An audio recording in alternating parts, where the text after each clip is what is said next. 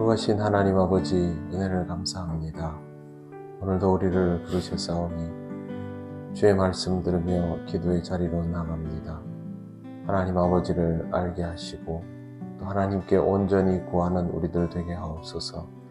예수님 이름으로 기도드립니다. 아멘. 찬송가 70장 하나님께 찬양드립니다.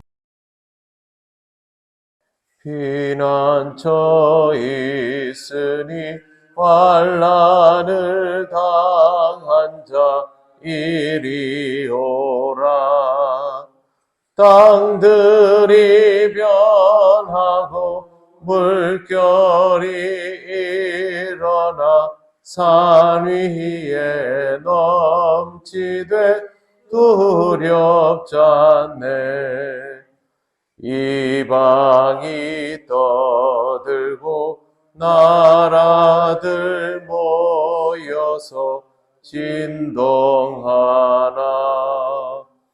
우리 주 목소리 한 번만 말하면 천하의 모든 것 망하겠네.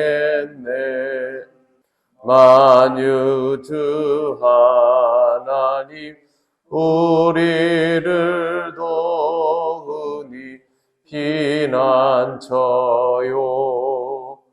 세상의 난리를 그치게 하시니 세상의 잠검이 쓸데없네.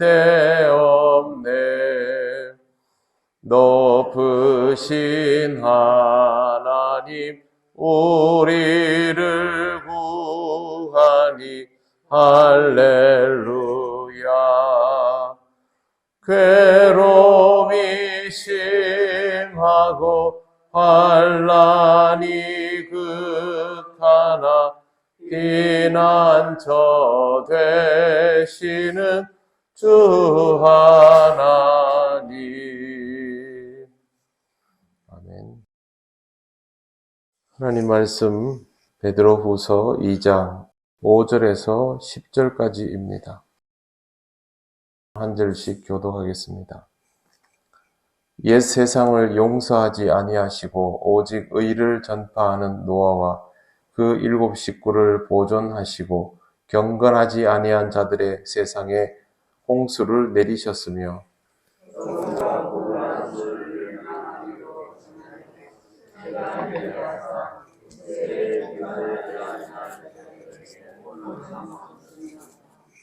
무법한 자들의 음란한 행실로 말미암아 고통당하는 의로운 롯을 건지셨으니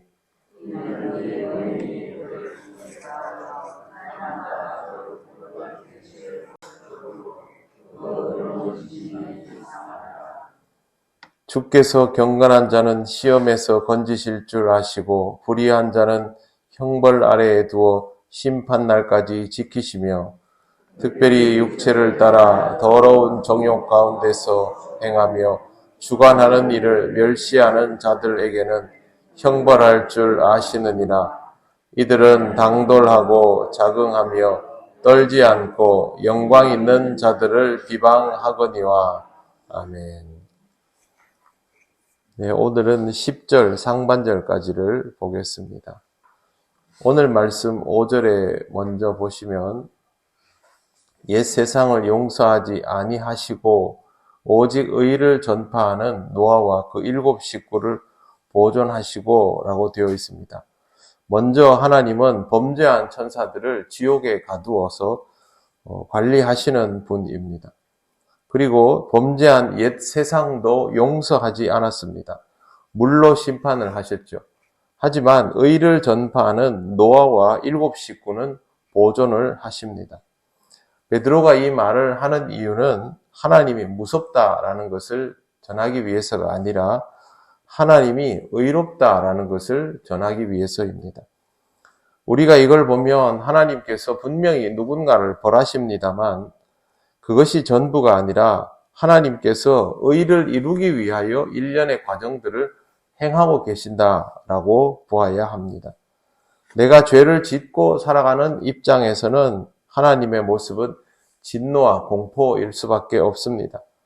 하지만 하나님의 의도는 내가 앞으로도 죄를 계속 지을 것이다 라는 전제를 가지고 볼 필요는 없습니다. 비록 내가 지금은 죄인이지만 더 이상 죄를 짓지 않고 하나님의 은혜 속에서 살아갈 것이다. 그렇게 생각하면서 읽어야 합니다. 그래야 부담보다는 하나님의 마음을 객관적으로 볼 수 있습니다. 6절 말씀 보시면 소돔과 고모라 성을 멸망하기로 정하여 재가 되게 하사 후세에 경건하지 아니할 자들에게 본을 삼으셨으며, 이것도 마찬가지입니다. 하나님께서 이 성을 멸망시켰다는 것은 매우 무서운 사건입니다. 하지만 이것을 후세에 경건하지 아니할 자들에게 본을 삼으신 이유는 경건할 자들에게 본을 삼으신 것이 아니죠. 그러므로 우리는 이 말씀을 보면서 두렵다라는 생각만 할 것이 아니라 하나님께서 의로움을 지키기 위하여 이러한 것들을 하셨구나라는 생각을 해야만 합니다. 7절 무법한 자들의 음란한 행실로 말미암아 고통당하는 의로운 롯을 건지셨으니, 하나님께서 의도적으로 의인을 지키고 계신다라는 뜻입니다. 소돔 고모라 사건이 그 성을 불로 심판하는 것이 맞지만 그곳에 있는 의인은 살려내셨지 않습니까? 이 사건은 악인을 멸하는 것에 초점이 맞추어져 있는 것이 아니라 의인을 보존하는 것에 초점이 맞추어져 있습니다. 하나님께서 의인을 지키려 하신다라는 것은 그 다음 구절에서 더 명백해집니다. 8절 이는 이 의인이 그들 중에 거하며 날마다 저 불법한 행실을 보고 들으므로 그 의로운 심령이 상함이라. 하나님께서 소돔과 고모라를 멸망시킨 것은 의인이 불법과 함께 있어서 영향을 받거나 타격을 받거나 이렇게 하는 것을 막기 위해서였구나라고 확인할 수 있습니다. 초점은 심판이 아니라 의로움을 보존하는 것입니다. 하나님의 징벌과 심판은 항상 초점이 그렇습니다. 죄인을 멸하고 파괴하는 것이 아니라 의로움을 보존하는 데 목적이 있습니다. 베드로는 이 부분을 정확하게 말합니다. 9절 말씀 보시면 주께서 경건한 자는 시험에서 건지실 줄 아시고 불의한 자는 형벌 아래에 두어 심판날까지 지키시며, 10절 상반절에 보시면 특별히 육체를 따라 더러운 정욕 가운데서 행하며 주관하는 일을 멸시하는 자들에게는 형벌할 줄 아시느니라. 말씀을 딱 관점을 정해서 볼 수밖에 없는 이유는 하나님은 의로우시고 그 의로움을 지키시기를 원하고 그것을 통하여 하나님 나라를 이루어 가시기 때문에 마치 안에서 좋지 못한 병균이 자라는 것처럼 그렇게 퍼져나가는 것, 그러한 것들은 하나님께서 차단을 하시려 했다라는 것입니다. 우리 개체로, 인간 개체로 보면 이 사람이 의인이든 악인이든 각자의 존엄은 지켜져야 되는 것이 아니냐, 소돔과 고모라는 대량으로 학살된 것이 아니냐, 그렇게 심판을 바라볼 수도 있습니다.